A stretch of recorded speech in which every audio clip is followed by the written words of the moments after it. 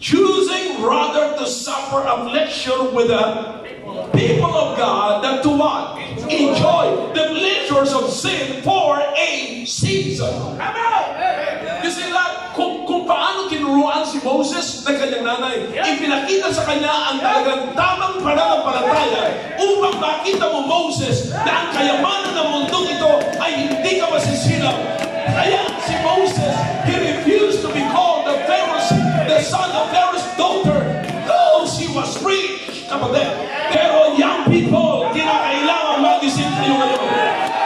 Nakakahiya na pipiliin nyo ang mundo at iwanan nyo ang church, iwanan nyo ang ministry, iwanan nyo ang inyong sariling pamilya dahil lamang sa kasaganaan at pleasure at popularity ng sa libutan nito.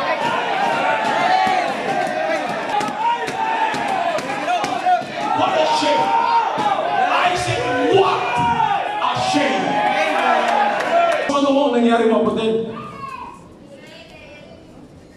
She taught Moses how to love the Lord. She taught Moses kung paano at saan siya pupunta. Tinuruan si Moses kung ano yung temporal at alin yung eternal. Why should I choose that temporal if I can have the eternal? Imagine, kapatid, ilan sa mga bata ngayon na nagtatampo kayo sa mga magulang ninyo kasi hindi kayo mabilihan ng iPhone. Sabi ng nanay ninyo, bakit hindi na lang yung Samsung? Meron namang Volvo. Vivo, yeah. Alright. Kasi pumipili kasi ng mga iPhone na hindi naman nila kaya. Volvo. Kaya mo, iPhone kayo hirap na sa paglalaba ang nanay ninyo.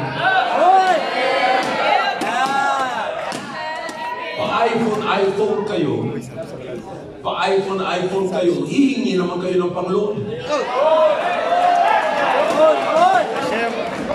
Baka kapag salita na kayo na hindi maganda sa nagpalaki sa inyo at nag-alaga sa inyo, dahil lamang sa kakayahan ng mundong ito. Ano mga hinahabol natin sa ibabaw ng mundong ito? All are what? Temporal.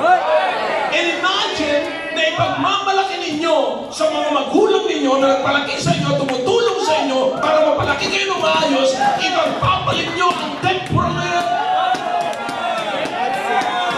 Let's learn something from here. Hey, young people, learn something from Moses.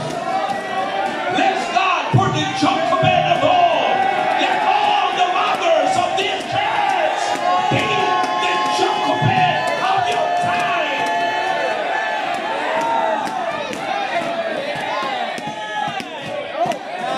Maaaring hindi nyo man ho ngayon makakaya ito, but try it. Die trying. Kaya minsan mga kapatid, maraming mga young people ang tatanda na. They are the infant giants. Why is that? Mahina na yung mga Jochebed natin. Come on. Brother, you understand this church? We're not just raising Moses here. We're also raising Jochebed. I'm trying to encourage you mothers, na kayo mga mothers, kuhanin nyo yung ugali na ito.